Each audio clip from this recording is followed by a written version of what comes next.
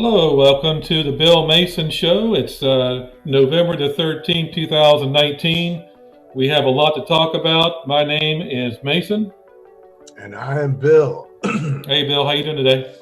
I am enjoying the circus show that I watched this afternoon, and I can't wait to talk about that. Yeah, the White House said it was pretty boring today, so not much to talk about. But we are going to show some clips that happened today. It's pretty much uneventful, but there was some kind of fireworks there.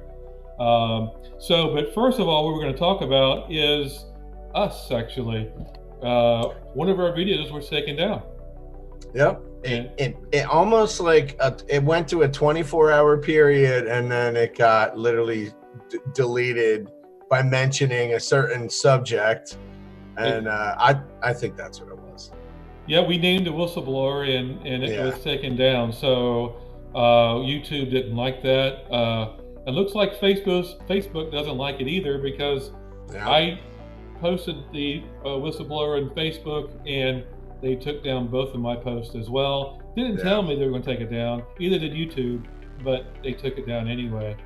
So looks like there's somebody going to sue them for that, actually. It's not us, but there's an article out today about this suit, and I'm going to bring it up right now so people can see it. It's coming up now. Facebook being sued for censoring posts that name Trump's supposedly Ukraine super whistleblower. So what do you think about that, Bill? I think I guess the funny, well, it's not even funny anymore. I guess this is the new normal. The new normal is that there's an acceptable truth, and that's that. And the acceptable truth is not usually the truth. So here we are, when you do say something that is a fact, it's not an acceptable fact. So they erase it, and it's like the book 1984, where they just kind of crumble it up and throw it into the fire where no one knows it ever existed. Right. It's ridiculous, but I'm hoping that some platforms eventually arise out of there. I've heard some rumors, that there are a couple that are ready to launch that won't do stuff like this, and maybe be a little bit of competition. But until this time, we're under their thumb. It's brutal. Yeah, everybody's under Facebook or YouTube, millions of people, and unfortunately, we have to rely on them. But unfortunately, they are actually, in control. Yeah, and disappointing people, unfortunately. So, I mean, censorship is here. This is America, by the way. Last time I checked. Right. And we do have a constitution. Looking behind me, there is a constitution, freedom of speech. So, but unfortunately, the Democrats, what they say, of course, they're a private company.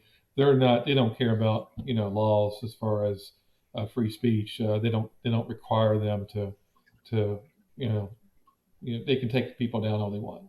Sure, at the push of a button or the click of a mouse, and we saw that firsthand. And I'm not saying we're small potatoes in the grand scheme of things. We're just probably one of a million people, but they literally had to make sure that they erased it completely, like they wiped it all out. Like anybody who mentioned whistleblower, wiped out. So we are being targeted. Yeah, us small time podcast YouTubers, we are being censored here at the Bill Mason Show. So let's talk about the hearings today. We're going to show a short clip, but tell me what you found out, Bill, about what happened today. I watched at least 2 hours of it, and it was funny. So, and after Adam Schiff looks like this weird cartoony character up there. I don't know if it's just me that perceives him that way, but he's sitting there with this grin on his face. He's like, he's so happy to be there. But anyway, he makes his opening statement, and then he basically has his counsel read a prepared statement from counsel, and then he has these two clapping seals in the name of Bill Taylor and the other guy, and they basically read a statement back to him. And then he calls for a 5-minute recess that lasts 40 minutes. Right. And it was almost like icing the kicker. And then Nunes came out on fire, and Jordan came out on fire, and then their counsel, I forget that guy's name, but man, he was on fire, and this basically blew up in their face. Oh, I did, and like the White House said, it was boring, and there's really nothing for impeachable what they said all day. I mean, it's just, I don't know how they're going to impeach somebody with nothing. So. Nothing came to light, and from what I watched, if you asked the right questions, they either clammed up and wouldn't answer. That's a very classic move. I don't recall, or stuff like that. That's to get out of telling the truth. And then when you get backed into a corner, which is what I noticed, that they were cunningly doing this. They would get them to admit, where were you during this time period? And they would say specific dates. Were you here in 2016 in May? Yes, I was. Were you here? Were you there? Were you there? Yes, I was. Well, then you would have saw this happen. And then that's when they literally backpedaled all over the place, because they were very agenda driven. Both guys came out as these agenda driven anti-Trumpers that got backed into a corner. And when they had to tell the truth, both of them on record said, well, yeah, the phone call seemed like a normal phone call. And then Jim Jordan was like, okay, so if it seemed like a normal phone call, why are you here? Right. Exactly. And of course they said they're never Trumpers. They're not never Trumpers. Yeah. So of course they lied about that too as well. So we're going to show the clip, and we're going to see what you guys think, and we're going to talk about it after. So from that.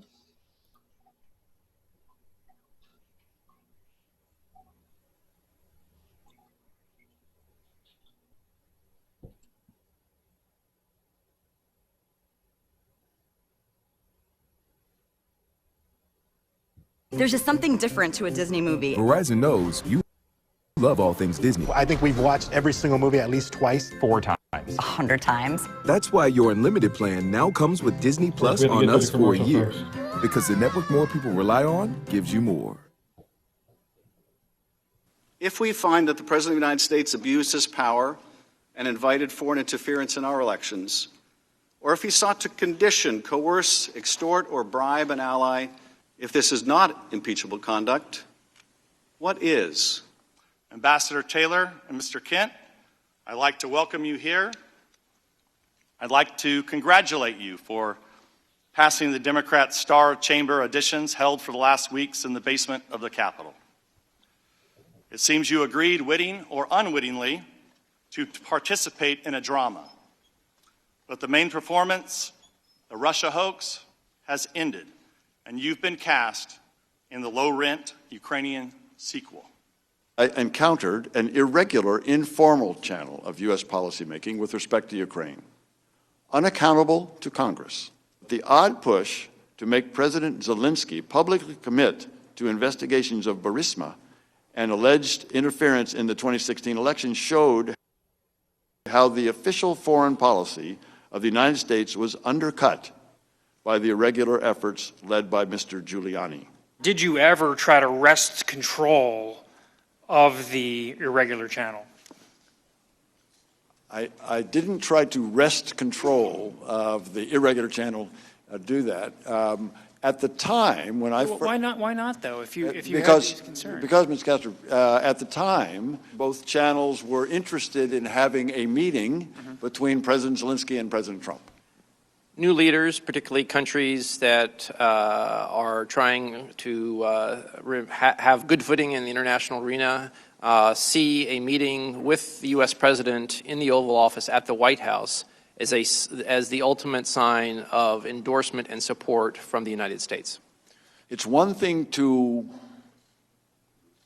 try to leverage a meeting in the White House. It's another thing, I thought, to leverage security assistance to a country at war. You also said that more Ukrainians would undoubtedly die without U.S. assistance. Why is that? This assistance allows the Ukrainian military to deter further incursions by the Russians against Ukrainian territory. In your deposition, you said this, and you said it again in the first hour of the majority. My clear understanding was security assistance money would not come until President Zelensky committed to pursue the investigation. Now, with all due respect, Ambassador, your clear understanding was obviously wrong because it didn't happen.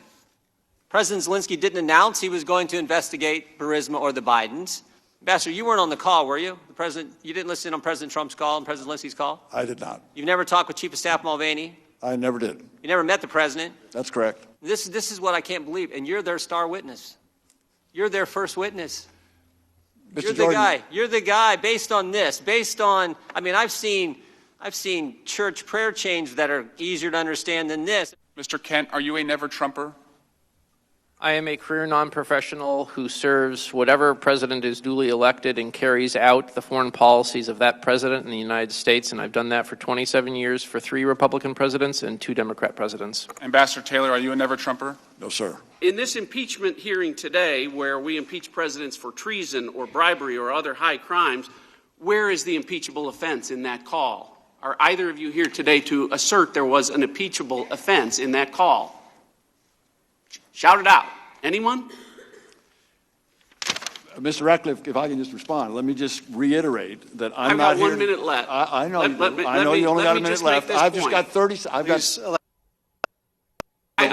You asked the witness a question. The witness I'll withdraw the question. Let me just make this point. I'm not here to take one side or the other. Mr. Ratcliffe, I would just like to say that I'm not here to do anything having to do with to decide about impeachment. That is not what either of us are here to do. This is your job.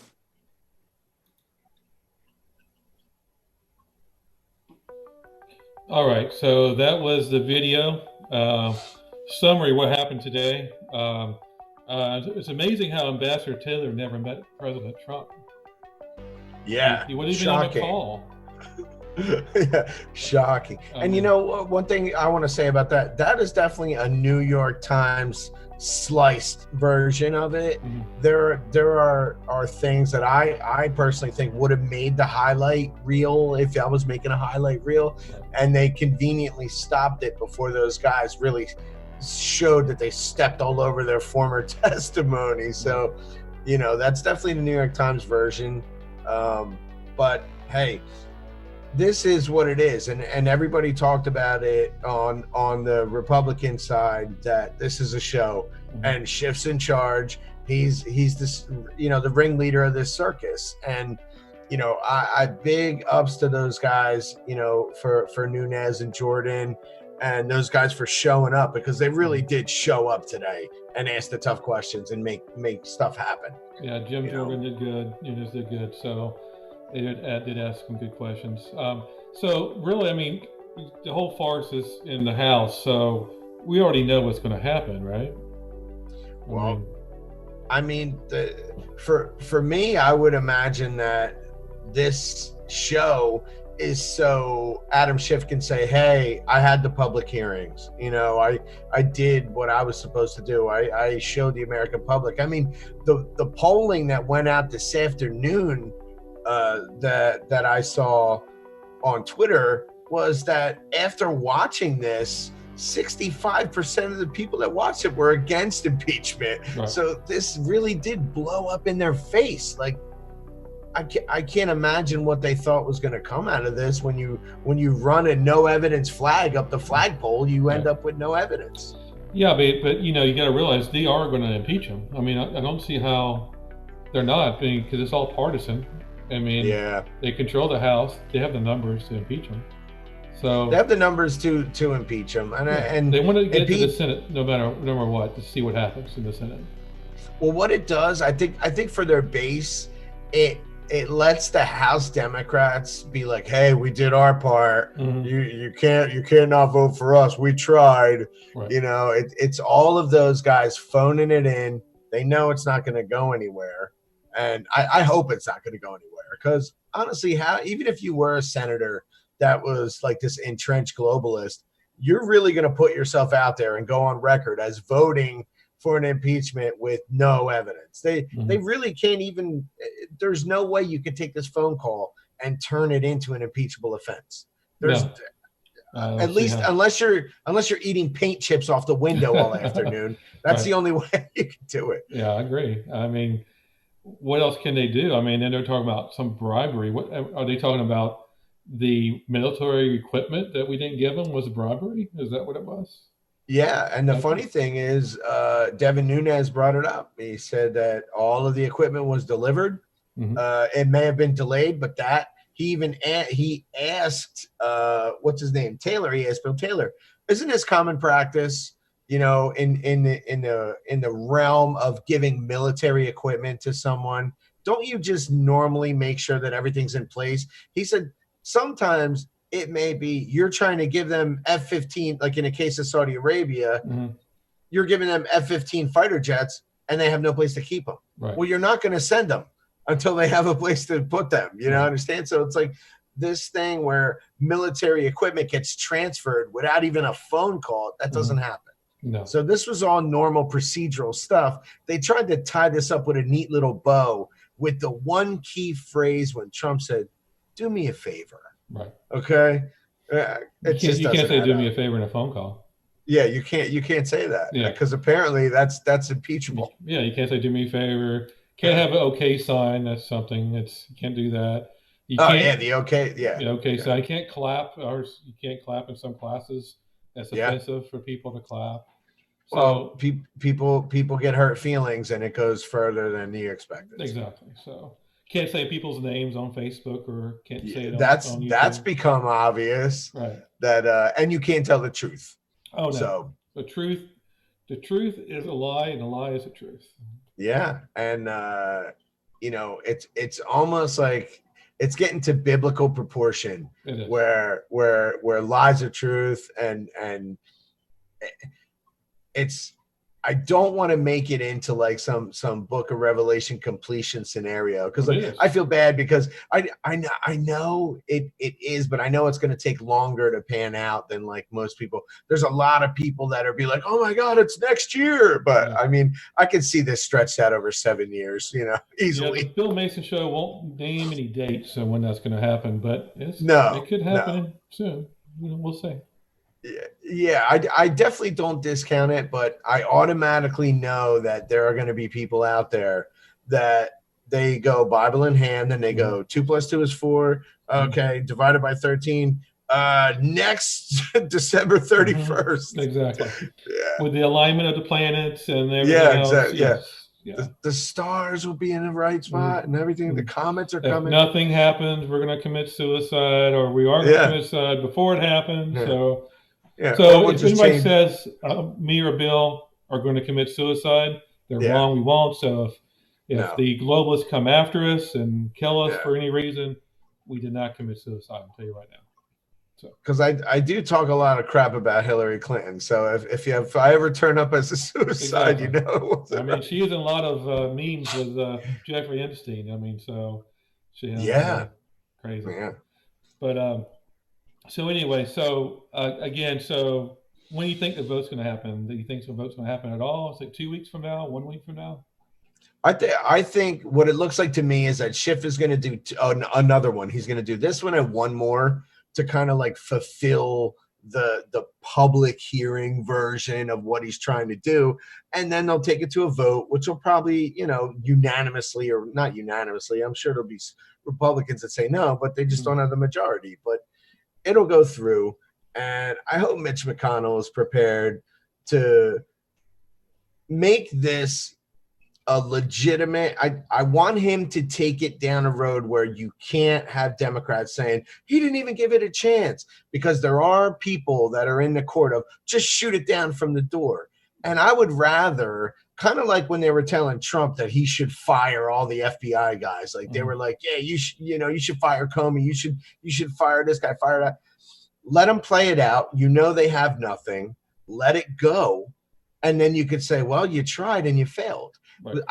I think that every instance, if you come up against them and say, yeah, that doesn't hold water, you're done. Then they cry and they sort of tantrum that they didn't get a chance or whatever. I say, let them have their chance. I don't really think it's going to go anywhere without evidence. At least I hope in my heart that this country wouldn't go down that spiral of becoming this dog and pony show of politics. All right, so when it gets to the Senate, they need 20 senators, Republican senators, to defect. To basically not. Senators. Yeah. I don't know if they're going to be able to find 20 senators, but they could. But if say he gets impeached and he gets removed, of course he can run still for office. But there is another scenario. Only happened 2 times in history. The Senate passed a law saying the person that was impeached, because there was judges were impeached too, cannot run for office again. So that could happen. They only have to have a simple majority to have where you can't run again. So that all could play out. And then what are we going to do? The people in the Trump land, what are we going to do? I feel as though like we're just watching a duly elected president try to be torn from like the American people, the people that put him in office. Like Adam Schiff acts like he's this guy who's a crusader for like the whole country. But like I've talked about it before, the whole country, when you look at it, it's red in the middle, man. It's only blue on the coast. So he might feel emboldened in California when he walks the streets, and he might feel tough in New York City or even DC. And now Virginia, I don't even want to go down that road. What a crapshoot that was. And Virginia is now blue. And I'm amazed at how many people just didn't show up to vote. I don't even want to. Anyway, so Virginia is now blue. And the Carolinas are turning purple, and it's getting scary, man. I mean, you in Florida see the crazies actually getting FaceTime at this point, where 10 years ago, if you were that loony, like what's his face, who ran for governor? What was his name? I can't remember his name. He was the Green Party guy. Anyway. He would have never got 5 minutes of time on anything. But now Florida is giving these people like room to breathe. And it's scary that places that were conservative strongholds are now turning blue and purple, because your biggest city will now pull this thing like Pennsylvania does, where it's a sanctuary city, suck in a bunch of new voters, that where they're going to vote, and then control it. Well, I mean, it's scary, man. The stronghold for Democrats are down in South Miami, Palm Beach area. Yeah, deep South. Yes. So, but all the most of them, not all of them, but a lot of the Cuban people that came over a lot of them are Republicans, believe it or not. Yeah, they have very conservative views. So anyway, somebody mentioned this a few minutes ago. They liked your hat. They want to know where you got it from. This no apologies. I've had mixed comments about it. So apparently some people say this is a Proud Boy hat. I don't look at it that way. No apologies is when I heard I want to say it was Jordan Peterson was talking about a reparation situation, and he was saying, look, you didn't live in a time period where the atrocities happened.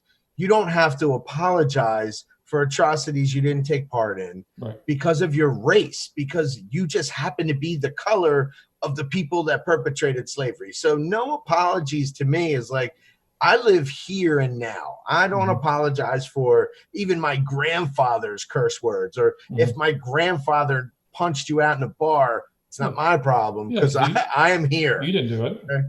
Well, I didn't do it. So no apologies to me is. I thought it was about Hillary Clinton calling us deplorables. Well, that's what I was also, going down that road too, because I'm not apologizing for my views, my God, my guns, all of the things that make me, this deplorable type person. They're still here, and I'm not apologizing for that. I still have a right to exist, and that's the scary thing, is when you do look at this country and that giant red swath of people, okay, there are people that generally do cling to their faith, and they're not going to give up their guns. You know why they're not going to give up their guns? Because they don't trust the government. Why would you trust the government? Have they ever showed that you could trust them? No. So, sorry. It's like a fire extinguisher in my idea. Like I may have never had a big fire in my kitchen, but I like fire extinguishers. I'm going to keep one. Oh yeah, definitely. I mean, speaking of guns, I mean, Sandy Hook parents just sued Remington the other day too, as well. I saw that, and I thought that you couldn't sue Remington because I think the gun that was used was a Rock River Arms or an RRA. So I don't know. That's the craziest thing is that Remington didn't. If you're going to sue anybody, Armalite was the patent holder of the AR-15. Right. So try to sue Armalite, but it's just like it's like trying to sue Ford for a drunk driver that hit you know somebody. Yeah, you feel bad for the children, but I mean for the parents, but you just can't go around suing everybody just because you know something like that happens. It's like it's crazy. But you can see. I think that's the error of this society. You can sue anybody for anything, and it does get its minute in court. And there is always a shady lawyer who's like, "Oh, I'll take the case." Right. Sure. Yeah. So. All right. Well, as far as next week, what do you want to talk about next week? Actually, it's actually just coming Friday. Again, we're going to have a special guest on the phone on the show. But, good. He is going to. Okay. Yep. So he's finally going to come on. He's going to go from transformation from a Bernie fan to a Trump fan. So what his steps are. So we're going to talk about that. We'll go over all that, and we're going to talk about other things. Is there anything else you want to talk about on Friday that would really come together, like the impeachment, maybe the last part of the hearings? I'm sure we'll have a lot more to talk about as far as this three-ring circus they call an impeachment inquiry. Like I said, I'm still diving into the Ukraine, which is a crazy murky pool mixed in with there's plenty of Americans mixed in. And the funny thing is all the timing is the Obama administration. When all these Americans started wanting to put their hat in the ring in the Ukraine, it was literally between 2012 and about 2016. Right. So it gets deep and dark, and I'm coming up with a lot of names and stuff, and I'm kind of on the fence about even how we release this information because it could just get shut down by YouTube anyway. I know. So. Well, hopefully this video will not get shut down. We Yeah, didn't I hope mention this any one's safe. names this No. time. I mean, it's a sad society when we have to watch what we say. But we're going to sign off. We'll be here again on Friday, this coming Friday, to talk about different subjects and the guest. And I want to say thanks for watching. And Bill, any last words? Like and subscribe. Thank you. And you have a wonderful day, okay? You too.